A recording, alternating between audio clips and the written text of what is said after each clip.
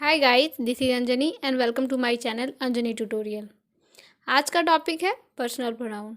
ये प्रोनाउन का second video है। इससे पहले मैंने प्रोनाउन का एक और वीडियो बना रखा है जिसमें बताया था प्रोनाउन क्या है, किसे प्रोनाउन कहेंगे, क्या नीड थी प्रोनाउन की, इन सब चीज़ों के बारे में। अगर आपने नहीं देखा तो एक बार ज़रूर देखिए एंड वीडियो को लाइक शेयर करना बिल्कुल नहीं भूलें। चलिए शुरू करते हैं आज का हमारा विषय पर्सनल प्रोनाउन। जैसा कि आप देख पा रहे हैं, पर्सनल वर्ड जो बना है वो बना है पर्सन से। चूँकि हम लोग भाषा पढ़ रहे हैं तो भाषा का काम होता है अपने विचार को व्यक्त करना, अपनी बातों को, अपने थॉट को दूसरे के सामने प्रकट करना। ठीक है, तो अगर कोई व्यक्ति किसी बात को कह रहा है तो वही हमारा हो जाता है फर्स्ट पर्सन। इंग्लिश में हम लोग 3 तरह के पर्सन को देखते हैं। ठीक है, तो जो व्यक्ति बात कर रहा है यानी जो स्पीकर है,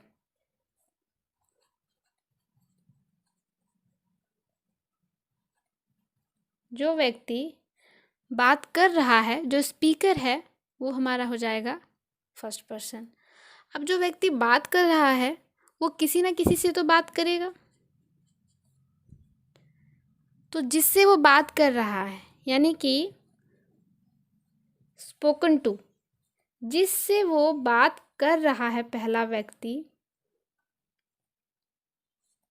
वो हो जाएगा सेकंड पर्सन। और जो पहला व्यक्ति है जिस दूसरे व्यक्ति से बात कर रहा है, वो जिस तीसरे चीज़ के बारे में बात कर रहा है, यानी वो तीसरा चीज़ कोई व्यक्ति हो सकता है, कोई वस्तु हो सकता है, कुछ भी हो सकता है। तो जिस तीसरी चीज़ के बारे में बात कर रहा है वो तीसरा चीज़ हो जाएगा थर्ड पर्सन, यानी कि स्पोकन ऑफ, जिसके बारे में बात हो रही थी। ये 3 तरह के पर्सन हम लोग इंग्लिश में देखते हैं।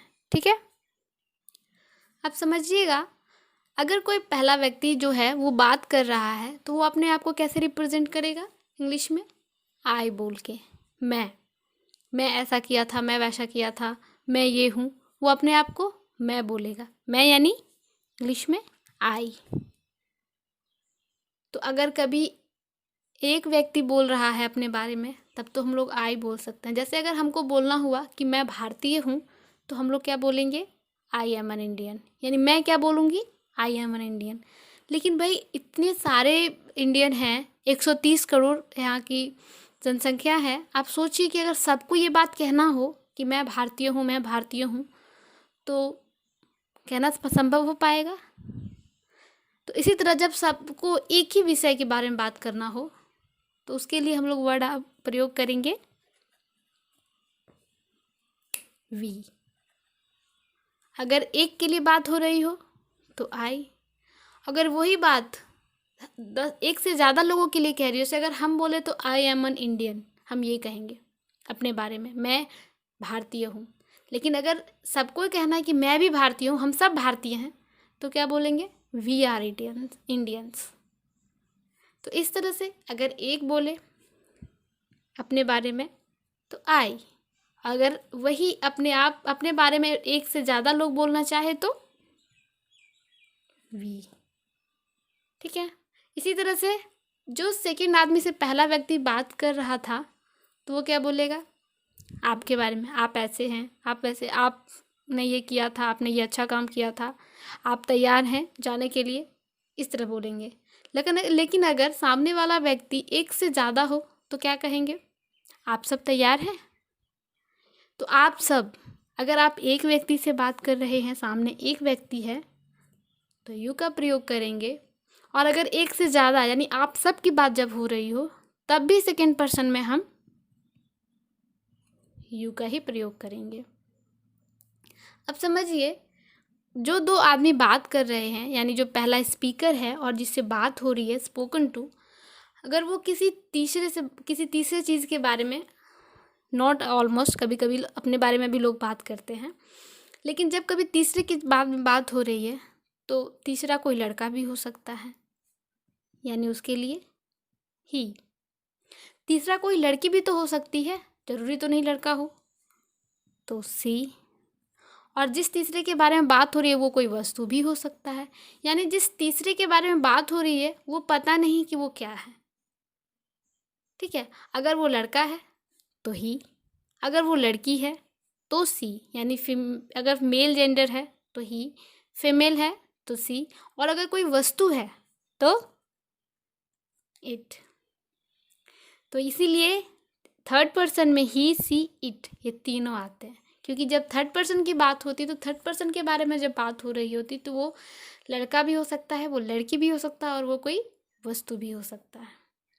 अगर थर्ड पर्सन में किसी एक के बारे में बात हो रही है तब तो हम लोग ही, सी, इट लगाएंगे, लेकिन अगर वो सब ज़्यादा होंगे एक से तो हम लोग प्रयोग करेंगे दे का। होप आप समझ रहे होंगे। तो एक बार शॉर्ट में, अगर स्पीकर एक है यानी सिंगुलर है तो आई, अगर सामने वाला जिससे बात हो रही है वो सिंगुलर है तो यू, और थर्ड पर्सन जिसके बारे में बात हो रही है वो सिंगुलर है, वो एक है, तो ही, सी या इट। अगर मेल है तो ही, अगर फीमेल है तो सी, और अगर कोई वस्तु है तो इट। अगर फर्स्ट पर्सन यानी जैसे बोले वी आर इंडियंस, एक से ज़्यादा यानी स्पीकर जो है वो एक से ज़्यादा है, तो उसके लिए वी प्लूरल में। अगर जिससे बात कर रहे हैं वो आप नहीं हो कि आप सब यानी एक से ज़्यादा हैं, तो उसके लिए भी यू आता है।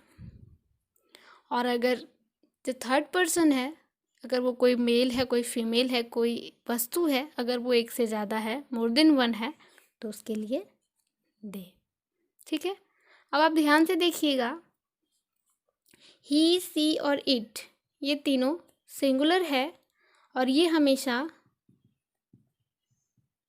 सिंगुलर वर्ब को लेता है। ठीक है, क्योंकि ये तीनों सिंगुलर है। दे प्लूरल है और ये हमेशा प्लूरल वर्ब को लेता है। इसी तरह यू अगर एक है या एक से ज़्यादा है, ये हमेशा वर्ब प्लूरल ही लेता है। ठीक है, वी प्लूरल है, एक से ज़्यादा जब दिखा, जैसे वी आर इंडियंस मैंने कहा, तो जब एक से ज़्यादा को दिखा रहा है तो ये वर्ब भी प्लूरल ही लेगा। और आई दोनों वर्ब लेता है, सिंगुलर भी और प्लूरल भी। जब आई प्रेजेंट टेंस में, आई हैव, प्रेजेंट टेंस में जब आई का प्रयोग होता है तो वो हमेशा प्लूरल वर्ब लेता है। और अगर आई पास्ट टेंस में यूज़ हो रहा हो, किया था थी में, तो उसमें आई सिंगुलर वर्ब लेता है, जैसे आई वॉज। ठीक है, प्रेजेंट टेंस में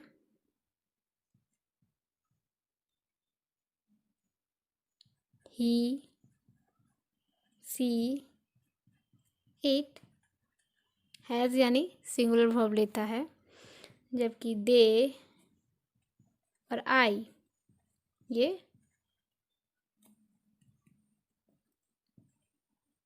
हैव यानी कि प्लूरल वर्ब लेता है। सेकेंड पर्सन की तुम लोग बात ही नहीं करेंगे।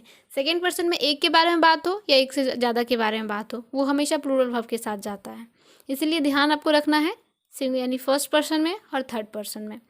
प्रेजेंट टेंस में जब बात प्रेजेंट की हो रही हो तो ही, सी, इट हमेशा हैज़ के साथ जाता है यानी कि सिंगुलर वर्ब लेता है, जबकि आई एंड दे हमेशा प्लूरल वर्ब हैव के साथ जाता है तो प्लूरल वर्ब लेता है।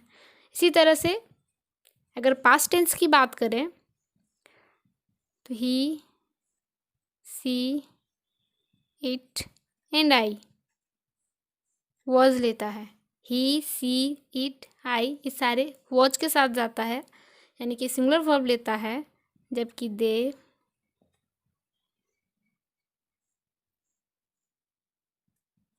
और वी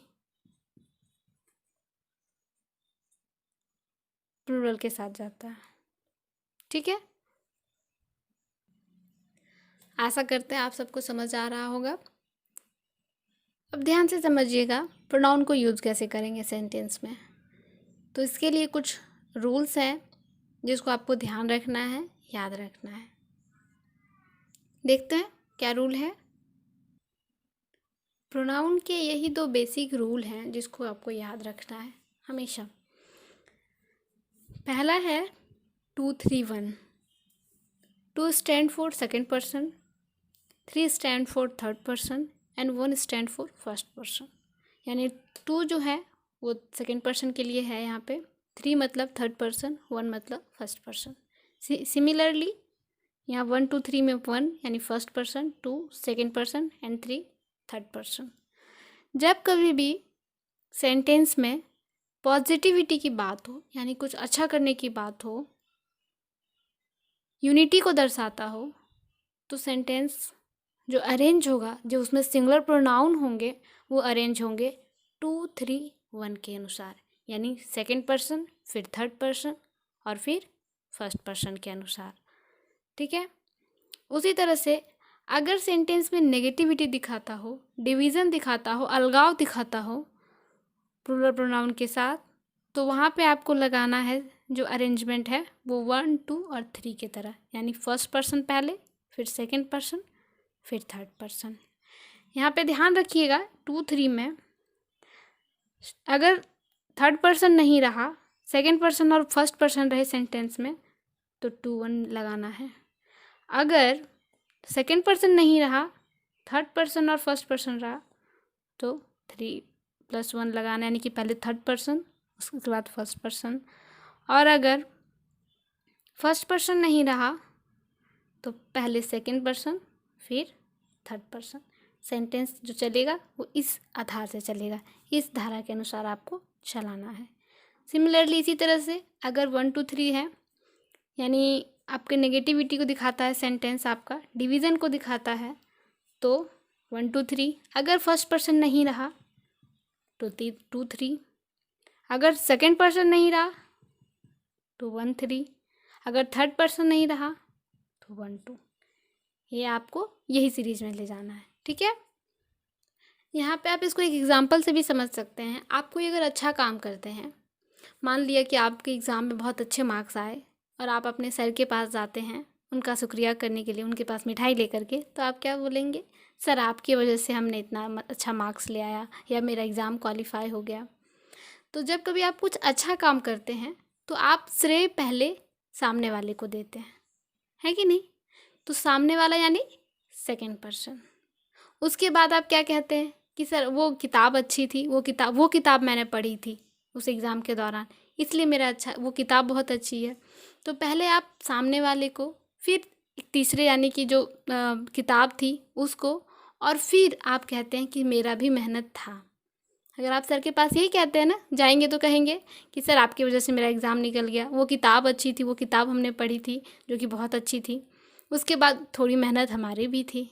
तो जब कभी कुछ आप अच्छा काम करते हैं तो आप सबसे पहले क्रेडिट देते हैं सामने वाले को, इसीलिए सेकेंड, उसके बाद किसी दूसरे तीसरे को, तो थर्ड, और फिर अपने आप को क्रेडिट देते हैं। कोई भी अच्छा काम करने का क्रेडिट हमेशा ऐसा ही होता है कि ऐसा करते हैं हम लोग। ठीक है। और अगर आप कोई गलती करें तो सबसे पहले आप दूसरे को दोष दे सकते, तुम्हारी वजह से ये किए, नहीं। हमारा संस्कृति, जो भारत इतना संस्कृति वाला देश है, वो क्या कहता है कि गलती पहले खुद स्वीकारो फिर दूसरे को गलत ठहराओ। यानी कि पहले आपको अपनी गलती माननी होगी। अगर आप कोई क्राइम करते हैं, कोई भी गलत काम करते हैं, तो पहले आप कहते हैं मेरी गलती थी, फिर आप कहते हैं कि उसकी भी गलती थी, फिर आप किसी तीसरे की बात करते हैं कि उसने भी उसमें साथ दिया था। तो बस यही चीज़ को आपको याद रखना है कि अगर आप कोई अच्छा काम कर रहे हैं, आपका सेंटेंस अगर कुछ पॉजिटिव बात कर रहा है, यूनिटी को दर्शाता है, तो धारा 231। और अगर कोई गलत काम, कोई नेगेटिव वर्क कर रहा है आपका सेंटेंस, या कोई डिवीज़न को दिखा रहा है, अलगाव को दिखा रहा है, तो धारा 123। ठीक है। आइए कुछ उदाहरण देखते हैं। अब पहला सेंटेंस देखिए। पहला सेंटेंस है आई एंड ही आर फ्रेंड्स। यहाँ पे क्या दिखा रहा है? पॉजिटिविटी को दिखा रहा है कि हम और वो दोस्त हैं, है ना। यहाँ पे पॉजिटिविटी को दिखा रहा है, यूनिटी को दिखा रहा है, एक साथ एकजुटता को दिखा रहा है। तो ऐसे में क्या हो जाएगा? आपका क्या रूल है? 2, 3, 1। यहाँ पे आई एंड ही यानी फर्स्ट पर्सन है और थर्ड पर्सन है, सेकेंड पर्सन तो है ही नहीं। तो क्या यहाँ सही होना चाहिए? तो यहाँ हो जाएगा ही एंड आई। जैसे कि हमने पहले बताया कि जब कभी पॉजिटिविटी यूनिटी को दिखाता है तो हमारा धारा कौन सा लगता है? 231। तो यहाँ क्या हो जाएगा? He and I. Next sentence देखते हैं। I, you and he have completed the work. यानी कि मैंने, तुमने और उसने मिलकर के काम पूरा किया। यहाँ पे यूनिटी को दिखा रहा है, एकजुटता को दिखा रहा है।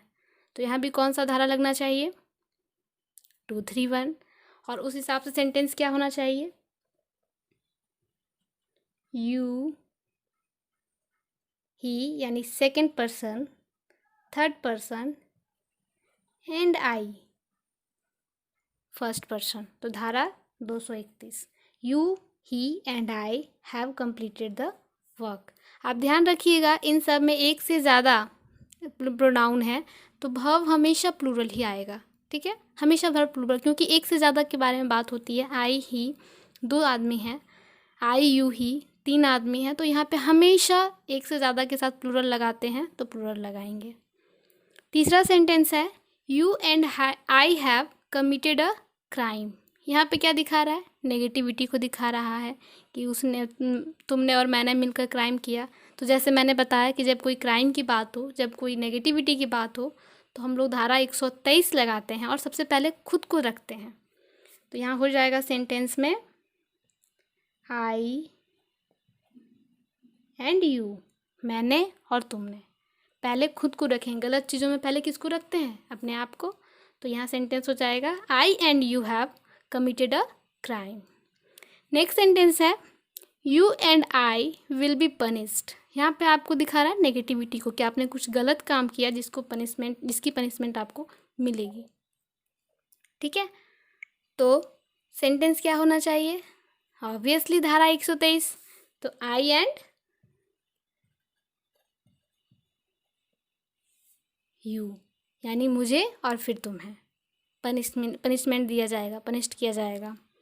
थर्ड सेंटेंस, उसके बाद सेंटेंस है, sorry, I, you and he have done this crime. I, you and he have done this crime. Negativity को दिखा रहा है, क्राइम किया हुआ है। तो क्या होना चाहिए? 123, यानी फर्स्ट पर्सन, सेकंड पर्सन और थर्ड पर्सन। तो ये सेंटेंस देखिए बिल्कुल सही है। First person I, second person you and third person he. धारा 123 I, you and he have done this crime, ये सेंटेंस कंप्लीट है, सही है। नेक्स्ट सेंटेंस है I, you see can manage this situation. Positivity को दिखा रहा है कि हम लोग ये संभाल सकते हैं, सिचुएशन को मैनेज कर सकते हैं। तो क्या होना चाहिए? 231, है ना। तो सबसे पहले यू, उसके बाद see, I can manage the situation. आप सबको समझ आ गया होगा पर्सनल प्रोनाउन। वीडियो को देखें तो ज़रूर लाइक एंड शेयर करें और मेरे चैनल को सब्सक्राइब करें। कम ऑन गाइस, इतना मेहनत करते हैं हम आपके लिए, इतना तो आप सब कर सकते हैं मेरे लिए। एंड यस, कमेंट करना बिल्कुल नहीं भूलें। धन्यवाद।